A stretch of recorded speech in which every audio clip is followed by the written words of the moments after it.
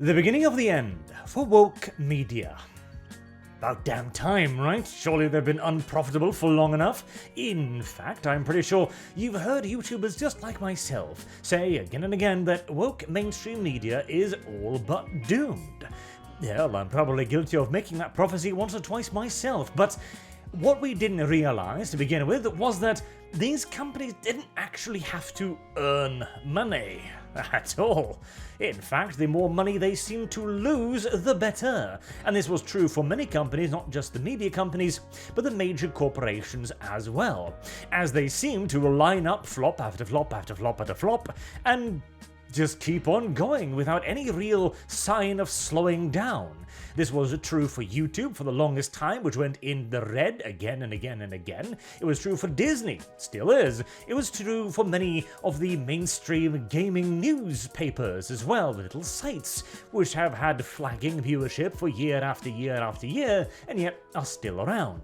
The reason for this was because they had access to an infinite sack of cash via the ESG investment system, where people with a lot of guilty conscience, and also a frightening quantity of money that they wanted to burn on the front lawn, apparently, continued to pump billions into businesses so long as they had the correct politics, regardless of whether or not any of that money ever returned to the people pumping it in. But this is changing. So, Buzzfeed, after gutting its newsroom, asked supporters to produce even more. This is not really a sign of the death itself, rather it is indicative of it. So, Buzzfeed is gutting its newsroom department, firing 40% of the roughly 100 people. Holy shit.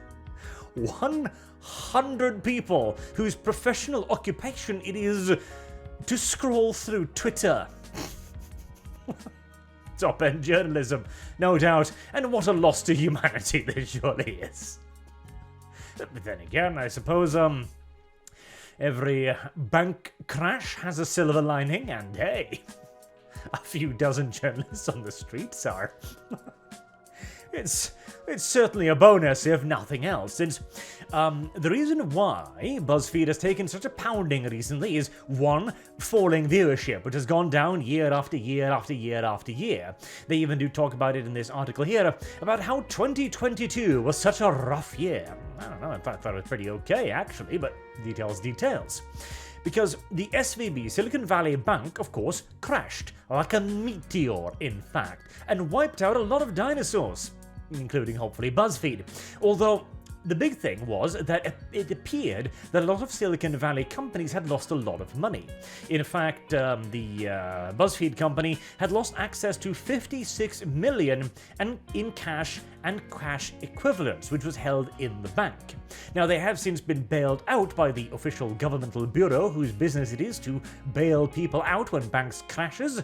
Unfortunately, the problem is that the majority of the money set aside for such circumstances has already been used up. So, you better hope not any more banks crash, because, well, your money has already been used to bail out Silicon Valley, so, there's not going to necessarily be a whole lot left for you. But the banking nonsense is seeming to lose steam, so hopefully we're not looking at yet another major crash. But this is indicative of something else too. The company's been losing value, and now it's finally firing people and demanding more of what they already had on staff. It's the same at Twitch, another rather woke corporation, firing 400 of the 9,000 laid of workers. 400 of 9,000 with the streaming platform. And this is, of course, Amazon as well, who is culling the ranks because the company that seemingly could not lose cash has, well, started losing cash. And the investors have started fleeing after the Rings of Power debacle as well. Facebook is firing more than 11,000 employees. Good God! What amount of fat must have been on that company's ass to slice off 11,000 people? Holy shit. What did they do? Jerk each other off?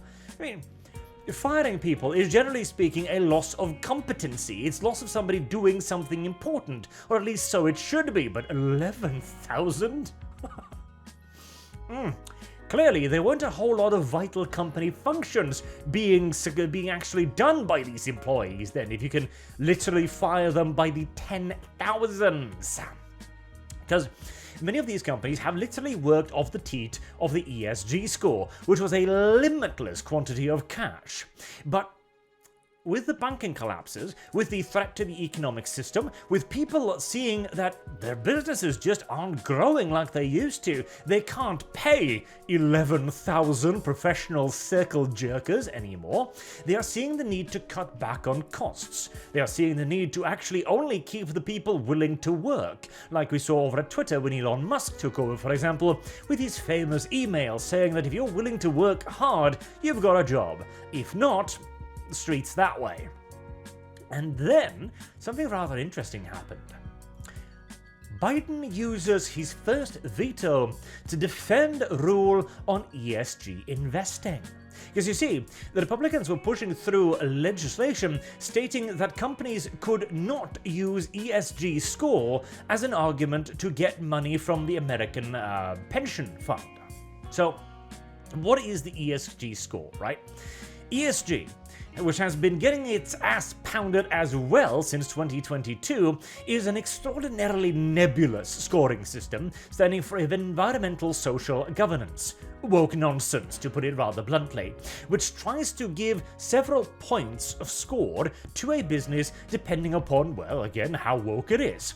Which is why the Silicon Valley Bank, which crashed, I did a video on that. If one of their key employees, whose job it was to hire the people to make sure that the bank didn't go belly up, was too busy to fulfill her purpose because she was planning a 1 month long pride parade through the goddamn corridors of their offices, or a LGBTQ visibility day, I think was the term they used. Which sounds ridiculous. That is not her job, surely, except it is. It actually genuinely is, because the bank's primary revenue stream and way to get liquid cash into circulation was not its customers, was not the investments it was making, because clearly they were bombing left, right and centre to the point where the bank, when it did flop, it took 24 hours for it to collapse completely. Her job was to be brown, gay, and female, which were the primary scores, raising its ESG score, allowing it access to more investor money, and also was the reason why companies like Buzzfeed put their money in Silicon Valley Bank. It wasn't because they came to them and went like, okay, we've got these great plans, we've got lots of experience, we've got super competent people. No, like, hello, you would like to give me your money? Why yes, I am gay, brown, and female. All of it now, please. As all of them did the same thing. Silicon Valley Bank was the premier bank for those people. It was even considered an elite establishment that you could only bank with if you had the correct political persuasions. And ESG, often, as this article here mentions, well, it keeps failing as well, where the FCA slams ESG benchmark over greenwashing concerns and warns of fines, because it turns out that they don't actually fulfill the promises they make when they say that, okay, you've got to invest in ESG because it's the future. And if you don't, well, you'll be stuck in underwater or something when the sea levels finally begin rising at some goddamn point. But the world will go under unless you go ESG. That is the argument. And the reason why the ESG investment will make a return is because they will be the only companies that will survive when the world is 100 meters underwater. Somehow. Problem is, they fail again and again. They don't produce money because the areas of technology that they are investing in, green technologies, generally speaking, are just not very good. This is why it is the massive oil corporations that we need to look to fund this shit, because they're the only ones with the quantity of cash required to actually pay for technology that, by and large, massively underperforms its traditional competitors. Which is why, again, it requires such enormous governmental bailouts and support. But when you take the pension fund of the US, which was what the Republicans were trying to ban and which Biden vetoed, and put that into ESG, well, your money, the pensioners' money, is going to disappear because the funds are not designed to actually give the money back. That's a brilliant scam, actually, when you think about it. And, well, Biden is going to have a hard time explaining his way out of this one. His primary argument was that if they banned the ESG, well, it would put at risk the pension fund, you see. Because if you don't allow the pension fund to put money into things that don't give the pension fund money back, then you hurt the pension fund. It's a fresh way of thinking, and very, very innovative. Whether or not it's actually beneficial, well, I highly doubt it, but again, it is definitely a very innovative way of looking at things, surely. What if we just minus money? What if? It's a brilliant idea, really. I mean, if you get all the way to 0, then surely 0 is an infinite number, right? So, you know, it's everything? Not quite, but details. This also in turn means that if the politicians themselves need to drop the mask and step in and veto popular legislation that might attack this, well, when does the politicians ever intervene in defense of the money? Oh yeah, that's right. When the money is beginning to fail. When the sheer cash flow isn't enough to get them out of trouble anymore. And again, the ESG scores have been falling drastically to the point where, well, the investment firms' scores have been falling drastically, to the point where they can no longer afford to simply throw out money either. Which again leads us back to the end beneficiaries, with companies like Buzzfeed and Facebook, who previously had easy access to that quantity of greenbacks. Well, no more. I mean, how do you think that Facebook, or Meta more correctly, could afford these 11,000 pointless mouths to begin with?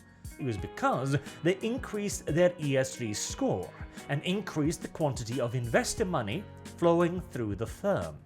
This is unironically how many large companies function today, with the money simply kind of passing through and getting pumped out the ass end as ready-made feces. Disney works this way too, and has been doing for years. Though, with DeSantis swinging the axe against their special tax privileges in Florida, even Disney might have to start reconsidering their monetary expenditure policies. This is why, again, this is my case for why I think that the era of woke media is finally going to come to an end. Because, isn't it? If BuzzFeed is truly asking their journalists to do more with less, well, what gets the click here? What is the reason that BuzzFeed is being outcompeted? How can a company hiring 100 people to just pump shit out on the internet be less successful than some individual YouTubers? Because I'll guarantee you this, if I could clone another 99 more of myself, I wouldn't have any problems feeding all of them on the YouTube channels they'd be running, frankly. It is because they don't actually produce the content that people want to watch. Same with Disney and the general entertainment brand. If, with Biden's falling approval ratings, for example, all they did was print articles about what a poopy doo-doo head Biden is, they'd get the same kind of clicks they'd be getting when Trump was in office. But it was okay to hate him for political reasons, it was okay. He had the target on his back, and so they could pummel him all he wanted. But Biden, not quite as easy on that one. If they could simply, in other words, service the market that exists rather than the market they wish exist, then you will always find a way to be profitable. But if you simply, again, refuse to do that for primarily ideological reasons, then you're going to go under unless somebody is propping you up. And with that prop now disappearing, I think we might finally be getting rid of them. Mind you, it's still probably going to take years because this company has $56 million in the bank, which was rescued by your money, incidentally. So they're going to be able to burn through that cash for quite a few years yet before they actually run into a deficit large enough to the point where the banks, another point of the investment cycle of course, are no longer willing to give them any more money, because that's another beautiful way to keep an infinite cash flow going. It's to say, well, we have X amount of millions of dollars in value, in computers, in talents, etc. So surely it must be fine for you to lend us X amount of $1 million as well. It works out rather well on occasions, especially as long as you're able to actually, pay down the loan. In fact, both sides can win in this arrangement, but not if it goes on for 10 plus years, which is the current issue. Maybe I'm just being a hopeless romantic, though, needlessly optimistic, but I'm feeling in an optimistic mood. Never before has a bank crash been quite so positive. Do let me know what you think in the comment section down below, though, and I hope to see you again soon. Till then, I've been Arch, thank you all very much for watching, and have a good day.